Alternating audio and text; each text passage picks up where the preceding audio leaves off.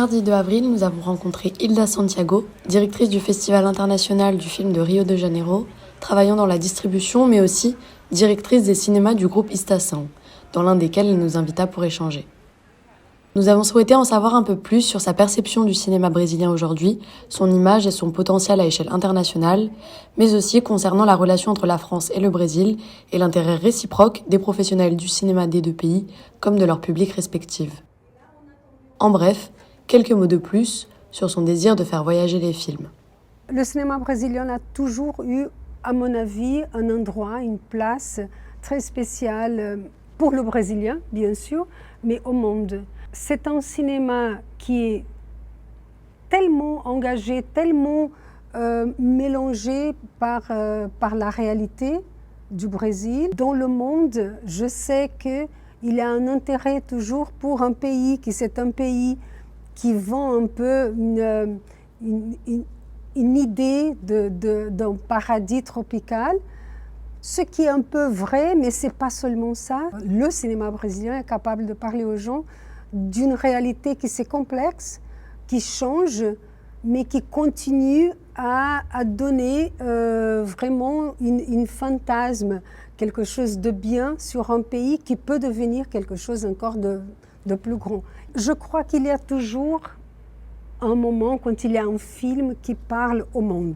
Et ça, c'est vrai avec Central do Brésil, avec le cinéma brésilien, avec Cité de Dieu, maintenant avec Ainda Estou Aqui.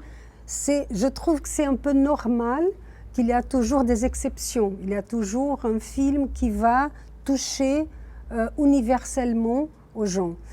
J'aimerais bien qu'on soit capable vraiment de faire partir du Brésil quelques autres films qui peuvent parler pas forcément à des millions, mais qui vont quand même toucher pas mal de gens.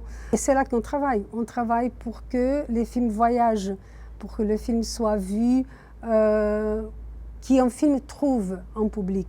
Pour le cinéma brésilien, oui, j'aimerais bien qu'on puisse avoir plus d'appui ou une conscience du valeur, qu'on puisse rajouter du valeur à un cinéma qui est connu, qui est aimé partout au monde, mais qui manque encore vraiment de la promotion.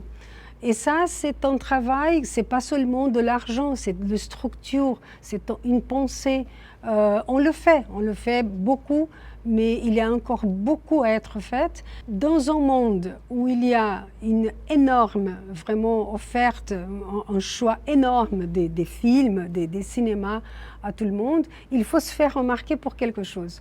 Et c'est là qu'on peut peut-être faire quelque chose de différent avec le cinéma brésilien. La France a été toujours vraiment le partenaire naturel, le partenaire plus désiré par nous.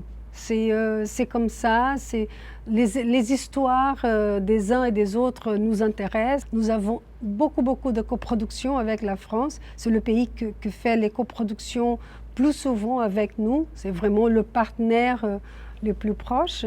Alors, ça me paraît un peu naturel. C'est important quand il y a deux pays qui se parlent tant que ça, comme le Brésil et la France, c'est important parce que c'est là qu'on peut vraiment envisager une possibilité que le cinéma français qu'il s'enlarge au Brésil parce qu'il y a quand même un public et je crois honnêtement qu'il y a un public plus large pour le cinéma brésilien. Mais il faut la travailler, il faut des appuis et il faut que les liaisons se fassent de plus en plus. À Rio, du 2 au 12 octobre 2025, Hilda Santiago et toute son équipe nous préparent une nouvelle invitation au voyage avec la 27e édition du Festival international du film.